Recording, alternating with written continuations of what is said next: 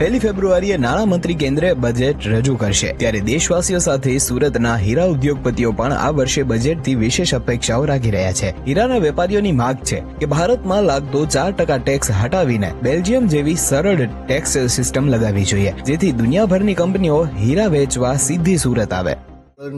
એટલે બેલ્જિયમની જે સિસ્ટમ છે, કારણ કે બેલ્જિયમ એ વિશ્વનું સૌથી રફનું મોટું ટ્રેડિંગ હબ છે. ત્યાં જે સિસ્ટમથી ટેક્સેશન વસૂલ કરવામાં આવે છે, કારણ કે ભારતની અંદર 4% સેફ હર્બલ ટેક્સ લાગવાના કારણે વિદેશ માઇનરો અહીંયા રફ વેચવા માટે આવી શકતા નથી, એનો લાભ નથી મળતો.